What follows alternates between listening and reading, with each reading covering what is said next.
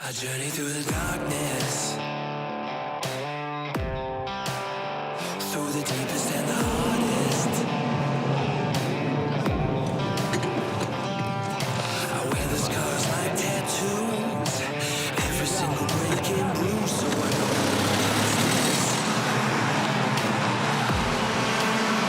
I'll go through anything to get where I wanna be. Nothing you throw at me gonna knock me off of my feet. It might take everything, so if you want it, you gotta be ready to bleed. 'Cause I'll go through anything, and you're gonna have to go through me.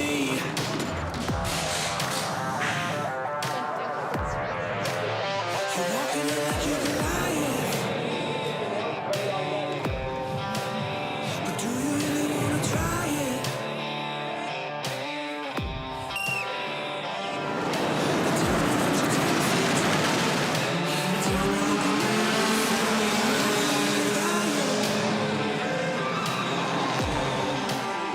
I'll go through anything to get where I wanna be. Nothing you throw at me gonna knock me off of my feet. It might take everything, so if you want it, you gotta be ready to bleed. 'Cause I'll go through anything, and you're gonna have to go through me.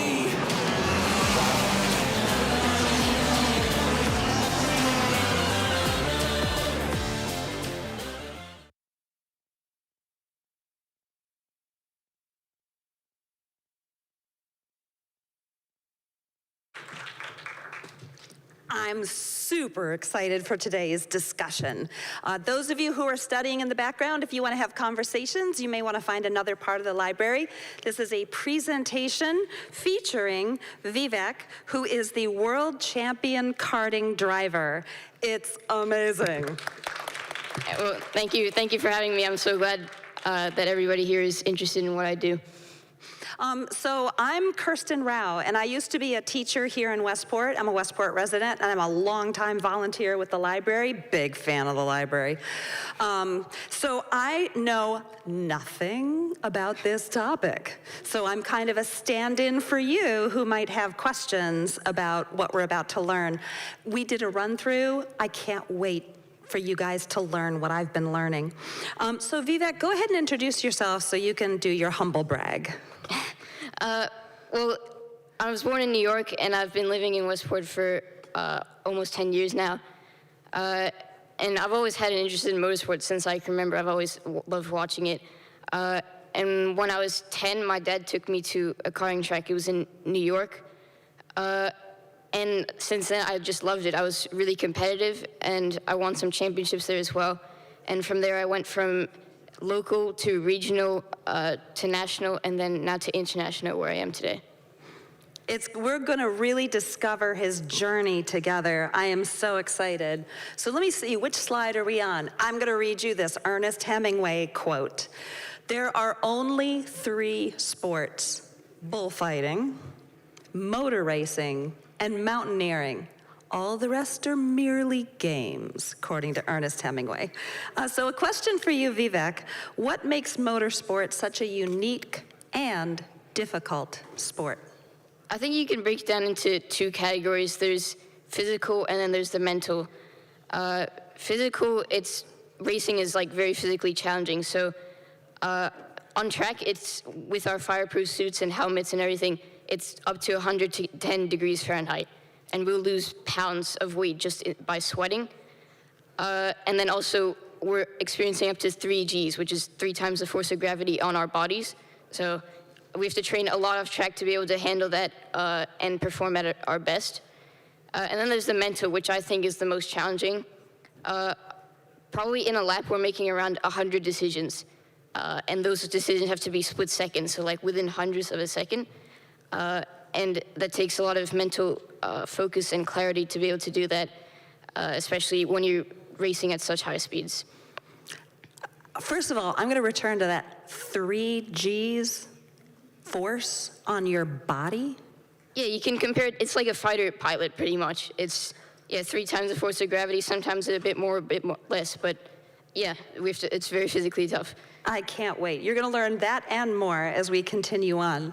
Are we ready for that? Oh, I know what. Give us some examples of decisions that you make when you're driving, like some actual, like you're behind the wheel. What are some of the decisions? Yeah, well, I have one example. There's, it was in a qualifying session. So qualifying is a session you have to set the fastest time that you possibly can, and then that session will set where you start in the races.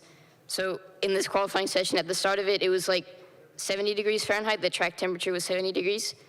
But in the first lap, I could just take the normal racing lines, what I was doing the previous session. But the next lap, the track temperature increased by 3 degrees, so it became 73 degrees Fahrenheit. And that 3 degrees of temperature would heat up the tires a bit more. It gave it more grip. And I had to sense that on track. And so I made the decision to brake a foot later. And that foot later allowed me to get 0.05 of a second quicker than the lap before, which is like this much on a 1 mile track. So this very little distance was the difference between qualifying in third or qualifying in the top 20. So there's a lot of these decisions that we have to make per lap that really influence your race. That is amazing. And I also like how you're describing time in terms of space. Like, that's really neat. This is 0.05 of a second, which allows you to and because racing, the gaps are very small. Like, you know, a second might seem like it's not much time, but in racing, it's a huge gap. Wow, amazing. Let's carry on to the next slide. So there's a growing popularity in motorsports, which, again, I was completely ignorant of until we did our run-through. And I'm curious about learning more about how the popularity is increasing, particularly in terms of digital media. What is digital media doing to increase the popularity of motorsports? Yeah, well, I think, first of all, it's great that it's growing so much, but mainly the growth has been in the US, and I think that's in the form of Drive to Survive. I don't know if you've seen the series on Netflix. It's a big show. It's got a lot of popularity all across the world, mainly in the US. But then there's also Formula One opening up to social media, so you see more and more posts on, say, Instagram about it. But I think it's overall, it's a great thing. So that's interesting. All right, so I've added to my Netflix queue Drive to Survive, and I know my husband is going to be excited to watch that with me. That's going to be a lot of fun. Now, the statistics that you shared is that the U.S. growth is highest in the world, and that Asian markets are starting to get into motorsports also. Yeah, well, I think, the biggest ones is obviously the U.S. and Asia, and I think that's big part into Drive to Survive. But if you want to look at America, there's not many, there's one US driver in Formula One right now, and the last winner was 1978.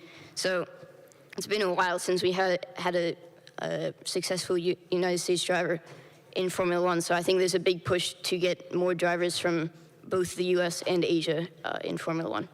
That's so interesting. Who knows? Maybe it'll be the next one. Haha. Yeah. So a question for you is, well, let me go on. Let's go to the next slide. We're going to talk about your racing career, and you told us a little bit about how you started in New York at age 10. So do you have a little bit more to tell us about that?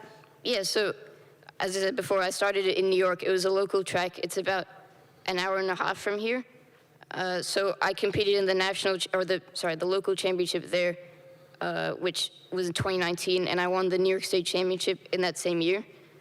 And then there we saw I was really competitive, so we decided to switch to the national scene, which is racing all across the U.S. against the best drivers in the U.S. And there, my rookie season was 2020, which is not a great year for racing or anyone in general, but I was ranked third nationally in the U.S. in that year, and then I was also vice champion of the Super Nationals event, which is the biggest karting event in the United States. It's in Las Vegas. So that was also a really positive year. We saw I was very competitive. But if you look at motorsports historically, it's always based in Europe. Like Motorsports, when it became popular, was in the UK. So it's kind of localized around there mainly. So all the main F1 teams are there. The best drivers are also there. So 2022, we took the step across the pond to Europe. So 2022 was my first full-time season, and in November that year, I won the World Championship. So that was a massive achievement for me. Okay, hold on. Because you're going through something pretty amazing. So here you are, you start in New York, and you say, wait a minute, I'm kind of good at this. And you go like nationally, and you're like, hey, I'm actually good at this too. And so then you realize that the sport is primarily based in Europe, and you say, let's go. Exactly. Not only do you say let's go, but you say let's win. Tell us again what you won. So yeah, it's the World Championship. So the biggest karting event of the year, pretty much. Little guy from like what? Absolutely astonishing. I love that you're so chill. You're just like, yeah, I did this, and then I did this, and then I did this. I just had to slow you down for a second so we could savor the moment. Okay, you've had some remarkable achievements. Let's talk for a moment. I want to know, what is your favorite? Are we on slide 7? I hope so. What is your favorite moment or achievement that you can think of? And then what was your most frustrating moment?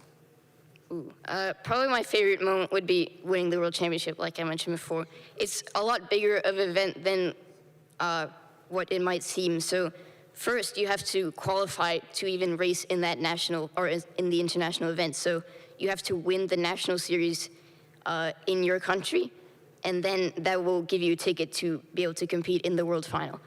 And then that world final is 100 drivers across almost every single nation competing for, obviously, the championship. But throughout that weekend, that 100 drivers gets eliminated down to 36. So through 5 heats, is what we call them, heat races, it will get eliminated from 100 to 36 drivers, and only 36 drivers will make the final. So it's even considered a big deal to make the final. And then obviously in that finals, the stakes are high, but it was a last lap pass for me. I was in second, the driver was in first, I overtook him, and then I won by 700ths of a second. And I mean, So about this super much, close. Yes, as opposed to 5, okay. Yeah, very, very I'm close. just measuring how much you won by. So yeah, it's probably like this much, maybe between me and the driver in second. So very, very close, very competitive, but obviously a great feeling to win that. That's amazing. And don't escape the frustration. What has been frustrating? Probably it was a race it was 2020, so it was a different U.S. national championship.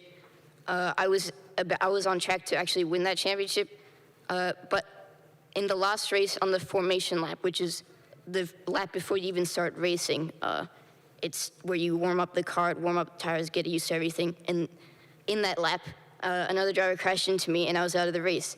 So before I was out, I didn't even get to compete in a full racing lap. So that was very disappointing for me because I was also in the fight to win that championship. Oh, to be that close and literally get knocked out. That's annoying. Well, but clearly you're still in it, and you're still in it to win it. So now we're up to the next slide. Let's see. You are currently competing in karting, which is the beginning of the road to professional series like Formula One. What does the career path look like in motorsports? Yeah, so right now I'm in, and look over your shoulder. This will walk you through it, right? So right now I'm in karting, which is it's pretty much the minor league. It's what we reference feeder series, but it's the minor league of racing. And right now I'm in the final category of karting, which is senior. And then after that, it opens up a lot. So you can see on the right there, there's different racing categories. You can break it down into the type of cars. So you've got the first two, which are Formula One and IndyCar. You've got open wheelers, which means the wheels are exposed, the cockpit is also exposed where the driver is. And then you've got car racing, which is NASCAR. It's a heavily modified version of what you can buy at a dealership. And then there's endurance racing, which is a prototype, is what we call it. And that's a closed cockpit, very advanced car. That's what you will see in, I don't know if you've heard the 24 Hours of Le Mans or 24 Hours of Daytona, so that's what you'll see there. But yeah, the path from karting opens up a lot. So you'll see there's many different options. Probably the primary path for me and a lot of other drivers as well is Formula One. So you've got the feeder series is what we call them, which is what you see up there is F4, F3, and F2, Formula 4, Formula 3, and Formula 2. And basically each series is just a scaled down version of the Premier, which is Formula 1 in this case. So Formula 4 is lower power, smaller car, and then as you progress through Formula 3 and Formula 2, it gets more advanced, higher power, things like that. And then obviously when you get to Formula 1, that is the ultimate goal. And that's pretty much the same for all feeder series that are there. So when you showed me this graph, I'm a visual artist, by the way, and I'm always looking at things. When you showed me this, I noticed there's a lot of diagonal lines. So you don't just pick a direction and go straight across. What are some of the reasons that you might switch from one to the other? Yeah, well, definitely when you start, you obviously try and go on the same path. But say if I was in Formula 2 and there was no seats in Formula 1, or if there was an opportunity that came up in, say, IndyCar, I could switch from Formula 2 to Indy Lights. And you can do that across all feeder series if you want to.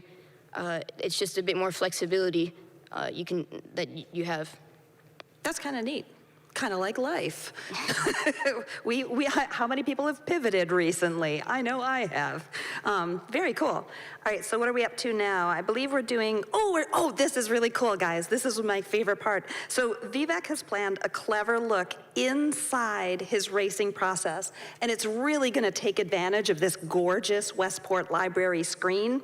So what we're gonna do is we're gonna do the first playthrough with sound. So we're gonna be quiet, you're gonna watch the thing, Okay, and then the second one is silent, right? Yes, but I think that's a bit later. This is a look on how my kart exactly works. Oh, good. Okay, so you take charge. I'm gonna learn. I'm gonna look over my shoulder and So learn. you can see on the left there is basically the stats, but if you want a brief summary, it's basically, I'm in the senior categories, as I mentioned before. We have weight regulations, so that means you have to be a minimum weight of, you and your kart has to be a minimum of 330 pounds. That's to make racing fair across all drivers. Our engine creates about 40 horsepower, which definitely doesn't sound like a lot, but if you look at what we call the power to weight ratio, which is the amount of pounds per horsepower, it's similar, if not the same, to a sports car. So obviously it's very fast, very difficult. Then we hit a top speed of 90 miles an hour on the streets.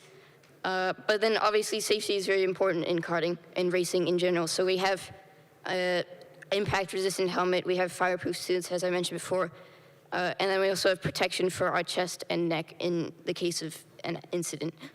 But even though karting is very basic at its principle, there's still some adjustments that I can make while I'm on track. So that's in terms of engine temperature and fuel flow, so that's carburation. Engine temperature is what you see on the right of my kart over there. That is what we call the radiator. I can adjust that to control the engine temperature. And then I can also control the fuel flow into the engine, which is the carburation. And both of those can help depending on different track conditions or weather conditions. All right, before we go on, for the parents in the audience whose kids might be saying, this sounds cool, let's go over those safety things again. So you've got this helmet, right? What's special about the helmet in terms of safety? Well, it's obviously a full-face helmet, as you can see there. So we've got the visor. It's nothing of our body is exposed. So obviously it's approved by governing bodies and safety. So it's. Do you feel like Darth Vader in there, like? It might look like it, yeah. Okay. At this point, I'm probably used to it. So. Okay, all right. Second of all, you're in a fireproof suit. Is that fireproof what you're wearing right now? No. Okay. Well, we need fireproof, obviously, in the case of a fire. We don't want to get burned ourselves. So that's, again, mandated by safety and regulatory bodies as well. So all these safety features that we have are regulated and up to date as well. I remember you mentioned that sometimes it can be very hot on the racetrack. Yeah. How does a fireproof suit feel in the heat? Well, yeah, it's very hot. We sweat a lot, so we lose weight. But I think when you get used to it, you tend to just ignore it at that point. I think when you're on track, it's a bit better because you have wind coming at you and you're driving obviously into air, so it's a little better, but still it can get very hot in there. That's cool. See, I love these. Don't you love these details? Isn't it so cool to like picture yourself in the? It's like amazing. Now, there's this thing called a neck brace. I'm going to go back to the fact that you're under 3G force, and the neck is a delicate little part of your body. So tell me a little bit more about like getting your neck strong, and what is the neck brace while I retrieve my clip. So basically, yes, we have to train our neck a lot because we're under a lot of stress from G-forces, like 3Gs, on track. So we have to train our neck. You'll see like Formula One drivers, they will look like normal people, but their neck is like really wide because they train it so much. But the neck brace is more there in case of a crash. So like you don't want to get your neck like this when you're in a crash because you can risk breaking it. So we have a neck brace to kind of control how far your neck moves, and that's more of a safety thing for that. And finally, chest protector. This is in lieu of a seat. There's no seat belt, right? Yes, so it might seem weird, but it's actually more of a safety thing to not have a seat belt.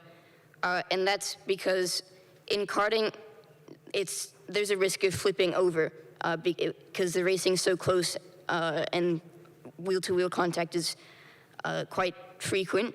But when you flip over, you don't want to be stuck under the cart because that's 400 pounds of the cart on top of you with an exhaust that's about 1,000 degrees Fahrenheit. So you don't want to be burned by that. You don't want to be underneath that. So it's more of a safety feature to kind of almost fly out of the cart if you get flipped over. But obviously, it's way less risky than being under it because we have chest protection. We have all these safety features on our bodies. So there you go, parents. You feel great about it now, right? Yeah. Flip that car.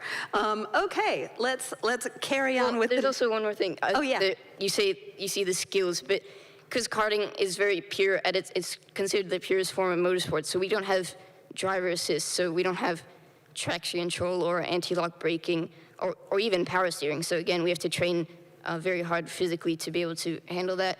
And then there's also no radios. So you'll see in Formula One, they have communication between the team and the driver, and that's on track while they're driving.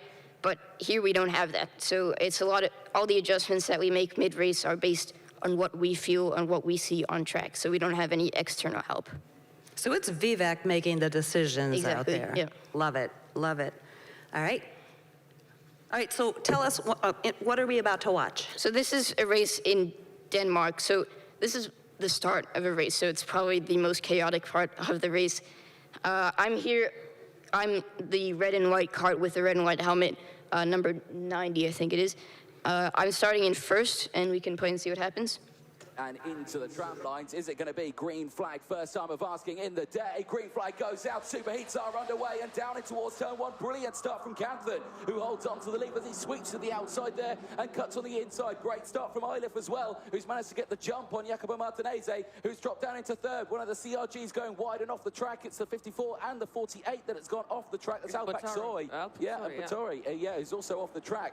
Very, very close as the rest of the grid now side their way through the chicane as they go into the heavy braking zone off turn number 5, back down the hill into the pinch point again through 6 and 7. This is where we see most of the overtakes happen and most of the incidents happen. Out of the corner they go in towards turn number 9, and again, watch out for this one. Very banked, very fast, hairpin corner as they negotiate their way around. Side by side and a change there down the inside. Nice move from Bondarev, gets it done on Eilif. Eilif tries to get back through as well as he can't quite do it. And now Lindblom side by side with them as they go back across the start-finish line.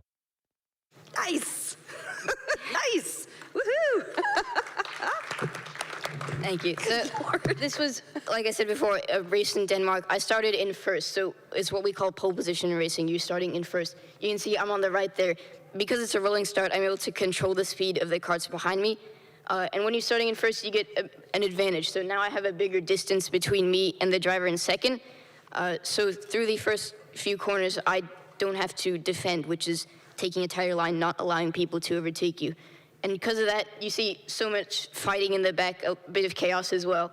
And through all of that, they lose time by overtaking and defending and things like that. So all of this has allowed me to pretty much pull a bigger margin. So you can see between me and the blue kart, who's in second, I've gained quite a lot of time on them. And now for me, it's just focusing on getting rhythm. So hitting my marks as quickly as I can, because in karting, the racing's so close that you can get caught up really quickly. So you want to get into a rhythm, hit your marks as soon as you possibly can. All right, so that was a look inside what you're thinking and your strategy. You mentioned hitting your marks. I know from theater that you hit your marks, you have your blocking and you have your certain things, but what does hitting your marks mean in racing? It's basically, so in racing we have like what we call reference points, where you want to brake, where you want to accelerate, where your turn-in points are, things like that. So you want to, in the start it can be quite chaotic and you might get caught up in all the defending and fighting and things like that happen. So you want to get into a rhythm as quickly as possible and make sure you're driving the best that you can. Okay, got it. Okay, what's up next? So this is an example of what we call racecraft, and that's pretty much referencing battles. So like I said, fighting, overtaking, defending. That's what racecraft is. This is an example, I think, middle race. It's at lap 7. Again, it's the same race that was in Denmark, and we can play and see what happens. And destroyed at the side of the circuit. Action here, though, because it's changed at the front. Martinez leads the way now as Vivek Kanthan gets overtaken by Scott Lindblom, who's also managed to get through. This is the battle for the race lead. Martinez now under pressure from Lindblom, who dives it down the inside through the final corner. Now takes the lead of this race. Into the slipstream they go, down in towards turn number 1. And Lindblom under pressure here because Martinez will pull out of the slipstream and most likely go for the move here down the inside. Yes, he does. And Kanthan follows as well. So Lindblom and Bondarev follows. Well, Bondarev tries. So Bondarev there in P4. And he has latched onto the back of this battle as well, as Werrell sets the fastest lap of the race. He's sitting in P5. He is the one just behind this battle who is going to start to close in now, so keep a very close eye on him. There you can see him. He's bringing Filippo Sala, or Jack Iliff, sorry, I should say, along for company. As Kanthan holds off Lindblom. Lindblom holds off Bondarev. Keep an eye on this one. Lindblom going a little bit defensive there into the hairpin.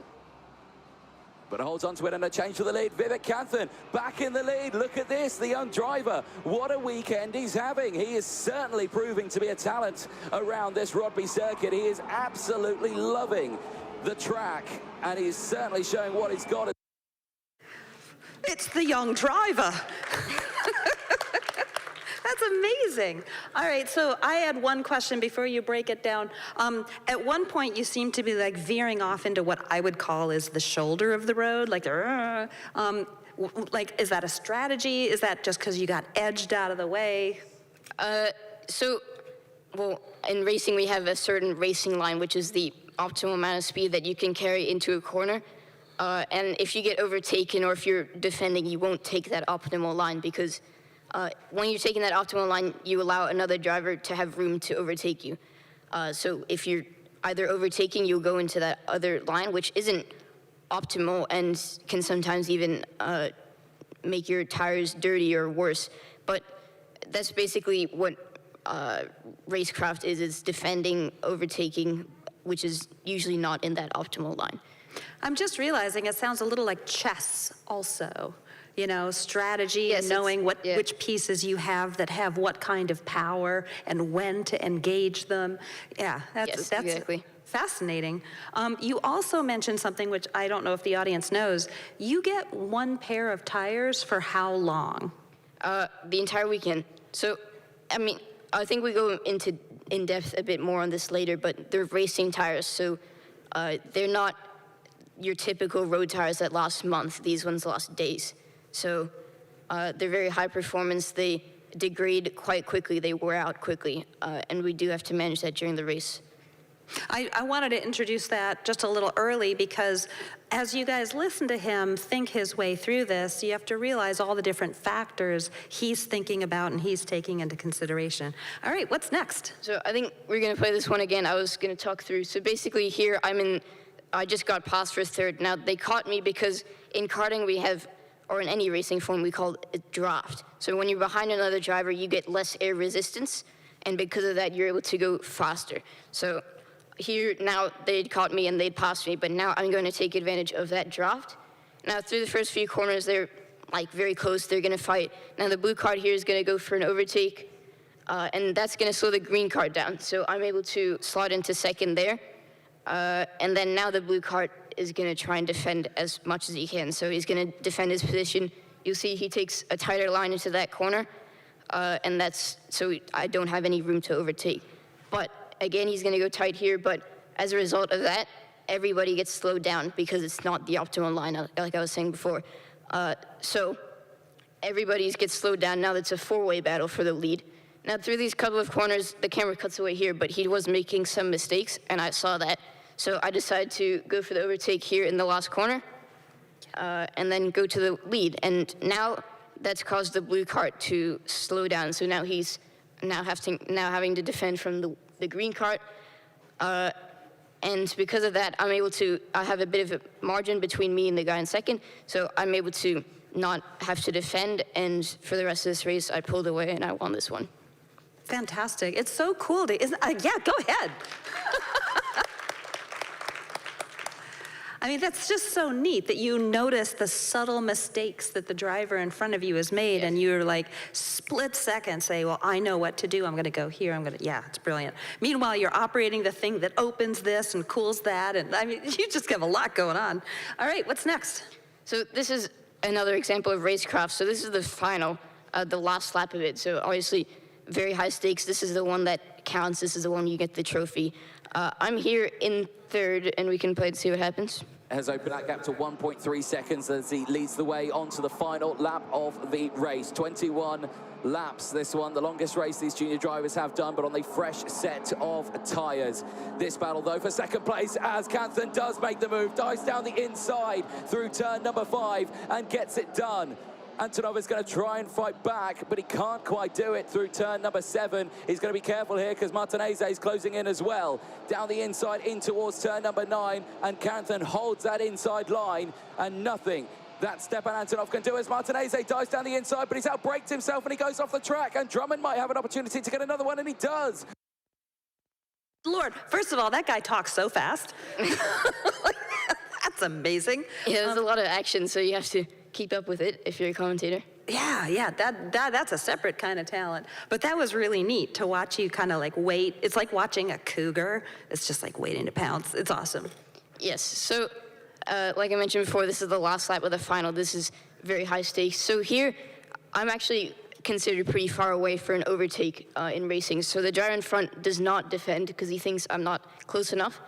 But because as a final, I decided to take the risk. I broke much later than him in going into the corner, and I was able to secure second for now. But now I have to defend for the rest of this lap. So you see here in the corner before, I take a much tighter line than normal. And because of that, now the blue cart has caught up, and he's going to try and fight the white cart. And that's bought me a lot of time. So now through the last corner, I don't have to defend, and I was able to secure a second place in this race.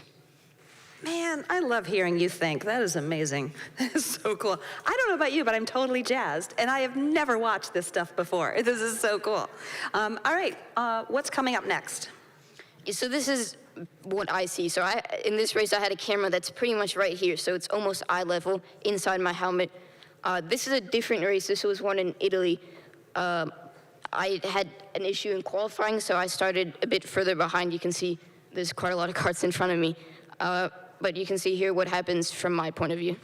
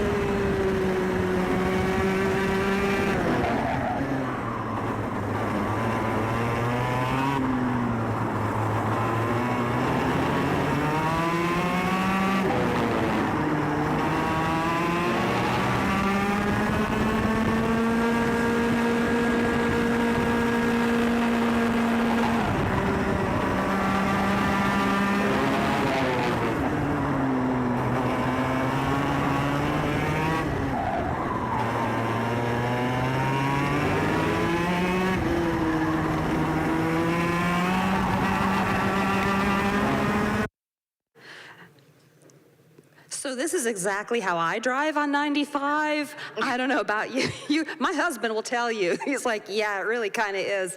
That is incredible. First of all, I need a moment because that was really exciting and really intense. Because I'm trying to imagine, how are you going to gain ground at this speed against all these other cars? There was one thing I noticed. I noticed at one point the view from your helmet turns and comes back. Why?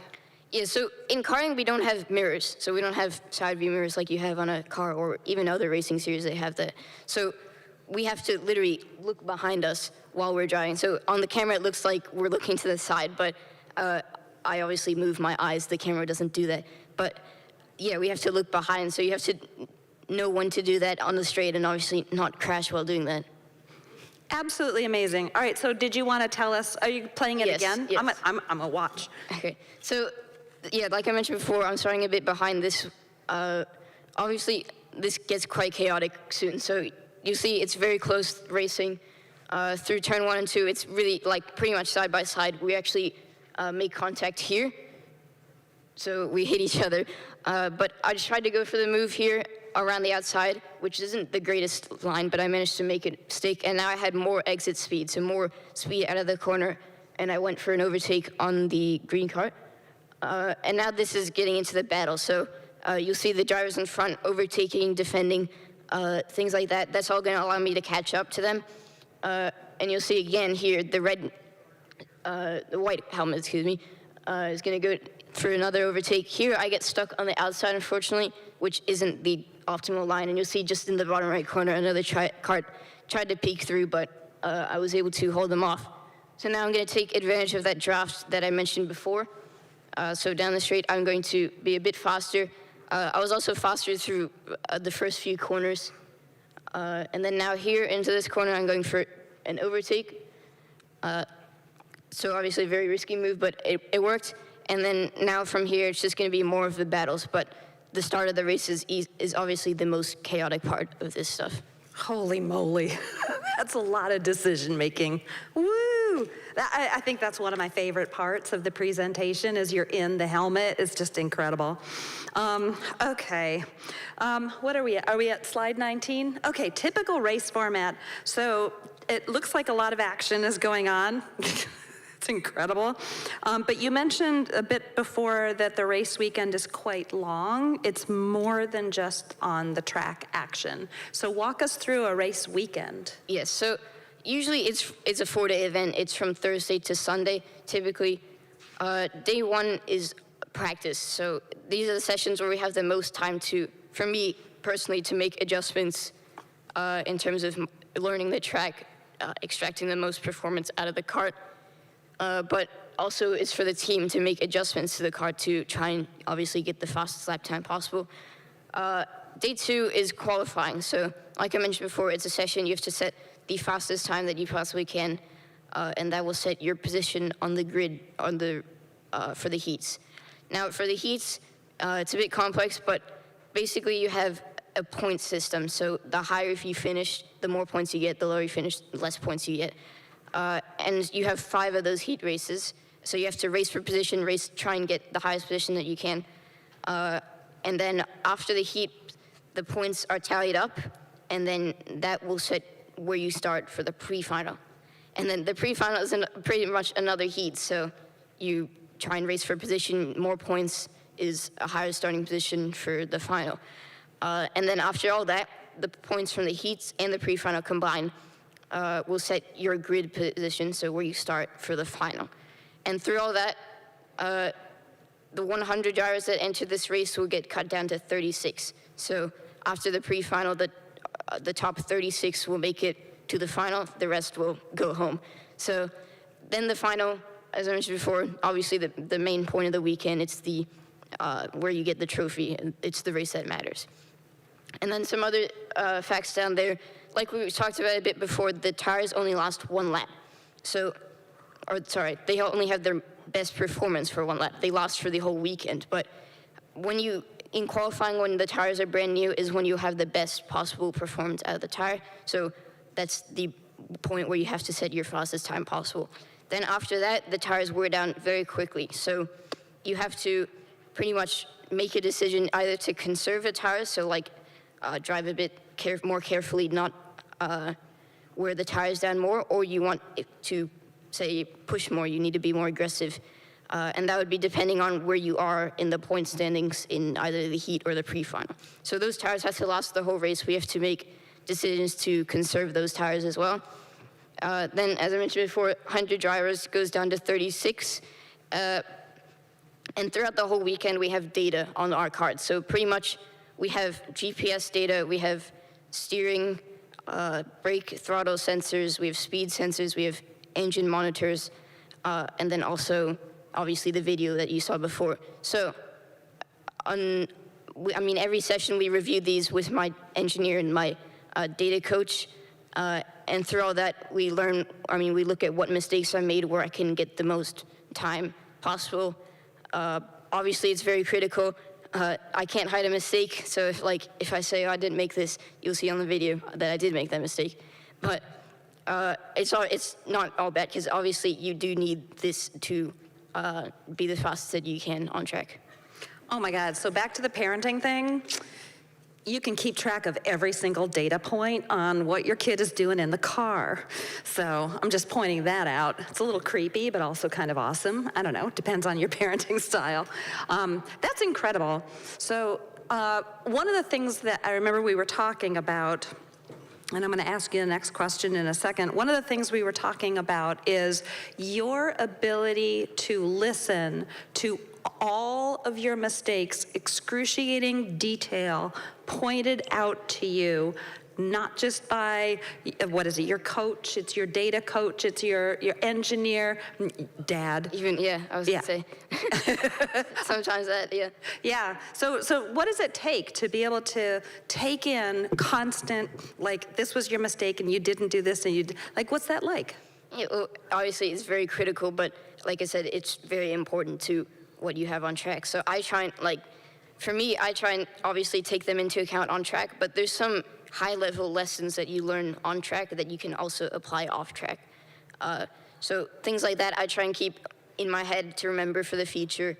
And also, when we visit those tracks later, I need to remember all that information. So I'll write that down in a notebook that I have for every single track. If Staples students would do that for every class, good Lord. All right, so I believe the next thing we're talking about is who are the people on your team? Yes, so it's not only about me. Yes, there's obviously a part of me that I need to perform. I need to get the best results that I can. But there's, as you saw in the previously in the path, motorsport is really complex. There's obviously many different paths that you can take. There's contracts you have to sign. So you do need help from advisors that will help you navigate that, those complexities and help you with that.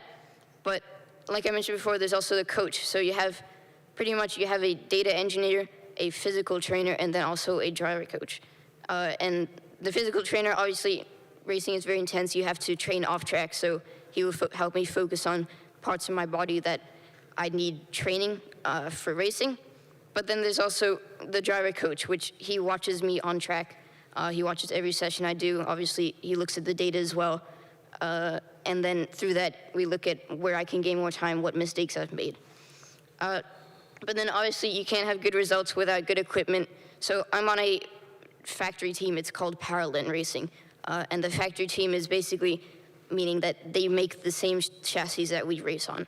So we're obviously in very close touch with the manufacturers. We can get early access to new parts as well. And I've been working for them for around 3 seasons now. And then finally, but arguably the most important, is support. That's in the form of financial support. Motorsport can be very, very expensive. So you need help from sponsors, and then also Formula One academies. So that's basically Formula One teams scout drivers that they want to help support through their motorsport career. So they'll help them financially and then also help them at getting a race seat. So who are your people who are in your corner to support you? Well, mainly it's my dad, or my parents, and my family in general. They're back there. Everybody wave at the parents. Woo, And the siblings, the sister and the brother. There's the brother, woohoo, turning the slides for us. Yeah. Yeah, so obviously it's mainly that, and then my coach, who is a 3-time karting world champion, so he's obviously very experienced, and then I have obviously the team that I talked to about before. Absolutely fantastic. Oh my goodness. So with all the free time that you have, actually, do you do things outside of racing? I do. It's hard to believe, right? But obviously racing does take up quite a bit of my time, but I do make time for other things. Probably most importantly is education. So I attend an online school because it's just way more flexible than any in-person school. So I have a curriculum that I follow. I have obviously deadlines that I still have to meet, but I can work mostly on my own pace. So that's a lot more flexible. Then there's also gym. Like I mentioned before, we have to train a lot. So I spend around 3 to 4 times a week in the gym. And then there's music, which I used to play the piano and the bass, the string bass, but because of how much time I spend overseas, like I spend almost 200 days, I think, that was overseas. So because of that, I couldn't support both instruments, so I did have to give up the string bass, but I do try and still play the piano in my free time when I can. And then most importantly is family. I try and spend as much time as I can, both when I'm at home or when I'm overseas. Other than those 200 days. Yeah. That's incredible. I mean, you've gone through so much in your young life, and you've had to make so many decisions and change your priorities and everything. So I'm super, super impressed with you. So I don't know about you guys, but I have gone through a tremendous journey from absolute ignorance about this sport, and I didn't know Vivek, to now knowing one of my Westport neighbors really well. So impressive. You know, we're very proud of our town. We're very proud of the people who contribute, volunteer, donate, do incredible jobs like teachers, the Westport Library, of course. We're very proud of our town, and thank you all for coming out here to listen to Vivek and to acknowledge the level of commitment that he and his family and his team have put in to allowing him to achieve world champion status. Hold your applause because, whoa, I know. I was trying to I want to stop you before you do that. We have question and answer available to you. Now, the way it works, because we're recording this, you have to step over there. Oh, I think they're shining the lights. Come to the light. Over there where the microphone is. And then after the conversation, for those of you who don't want to go up to a microphone, no problem. Vivek and his family are going to be here to answer questions. I assume you're going to let them come up and take a look at these. This isn't even all his trophies, you guys. This is like half of the 14-year-old kids' trophies. Like, what? So we're ready for questions over there, and Vivek will answer. Well, I'm not as poised as you, so I have to look at my notes. No problem. I have a house full of F1 fans, and I am so impressed that you're using all the language of the professionals, that at the karting level you are doing all of the things that will get you there. So you're blowing me away. You're also blowing me away that you are valuing your education and your life outside, because we have watched the shows where a lot of the racers can't even put on the map all Yes. of the tracks they've been. So kudos to you and your family for valuing that and helping you to be a whole person. My other question is the cages.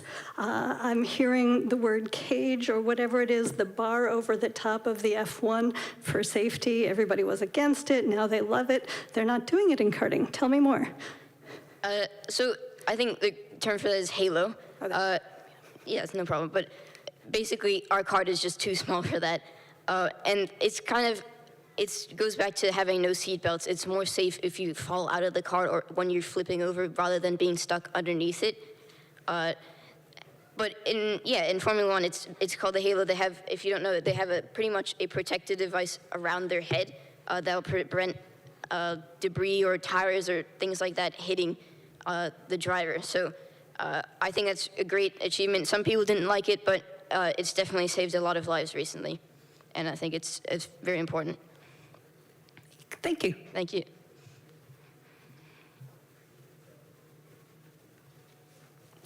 So when you're in the lead,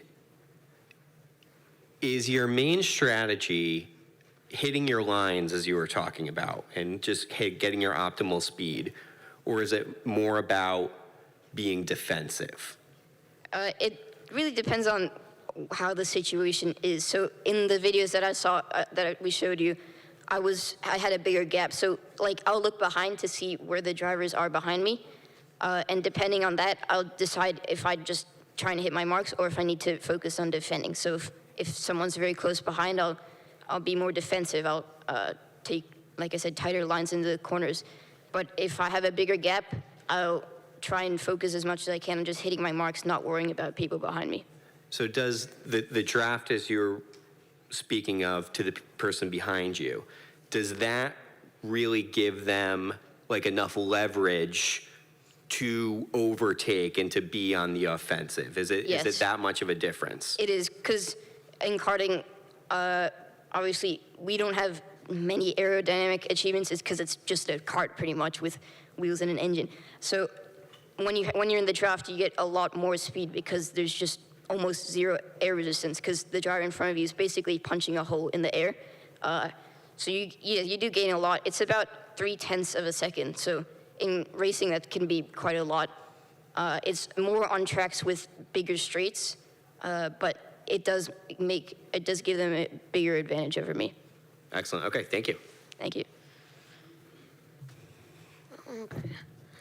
So if you get into accidents, how do you have to like keep like a spare like kart body at the race? Yeah, so we actually have 2 karts at the track. Those are managed by the team, so the team takes that to the track in their trailer. But we have typically one for dry and one for wet because there's completely different setups for each condition. But we also keep a bunch of spare parts, obviously. And also, how many different karts have you gone through? I don't know specifically. Probably, I mean, this year, obviously none. I haven't really raced this year, but last year, I think it was about 3 different karts, maybe 4, just because over time they wear down. They obviously get less performance over time as you use them, so you do have to replace them. And then in a bad crash, if the chassis actually gets bent, you have to replace that too. Thank you. Thank you. Is there a way to lower that? I got it. Just Okay. talk loud. Yes. You've got it. So, You've definitely got it. You good? Go ahead. You good? how do you breathe? How do I breathe? Well, it's not fully sealed, so we do have air vents in the helmet. So there's actually like almost like a grill or something in the helmet it gives you airflow. And then there's still a slight gap between my chin and the actual front of the helmet. So I can obviously breathe on track. And also, so if you fly out of the cart, like you said, and it flips, do they have like doctors at the place so you don't get hurt? Yes, Like they do. crack your neck or something? Yeah, they have an ambulance. I think 1 or 2 ambulances that are always at the track. There's medical teams that are there in case of something like that. Okay. All right, I think we have time for, let's see, I see one more person in line. Do you have a second question, ma'am? All right, so those will be the final 2 questions. You talked about flipping over, and have you ever gotten into an accident or flipped over? I have, I think, twice I flipped over. Both times I haven't actually gotten injured. The only time I did get injured was when I hit a wall. Basically, it was actually a training session. So I hit a wall, and because when you hit the wall, when you hit it with the tire, the wheel snaps like this. So it was like that while I was holding it. So I broke my wrist from that, but that's probably the worst I've ever had. But I have had some flips, but I haven't gotten injured from any of that. All right, final question. I forgot to ask you, how many destinations do you have in a season? How many countries are you going to? Where are you going? So last season I went to, it was Italy, Spain, Denmark, the Czech Republic were the 4 destinations. And then this year, every year the calendar pretty much changes. So this year now I'm going to Spain and Italy again. And then there's also France, Sweden, and then the UK as well. And there's a lot of noise that the F1 season is getting so long, and it takes a lot of stamina and all of that, and the back-to-back travel. What level of pace is that for you? How many races, how many race weekends do you do in a season? I think we do about 20. So it's actually quite similar to Formula One. It's definitely not as spread out as Formula One, because usually in the beginning of the season we'll have like 4 or 5 races that are just back-to-back, so we're there for a really long time. And then towards the end of, or the middle of the season, that's where the European champions are. So that's a little more spread out, but yeah, we do about 20 races per season. Fantastic. Thank you so much. And thank you all for being here. Isn't it extraordinary? I'd like a round of applause for Vivek and his family and his team. Absolutely fantastic. You are invited to chat with Vivek. He's going to be standing at the side here. And I believe they might have brought a few special things for a few special curious audience members. So hopefully you can all join them and say hello. I know my husband's going to be one of the first in line. Haha. All right, thank you all so much, and I hope you feel inspired. Go out and drive safely in the snow.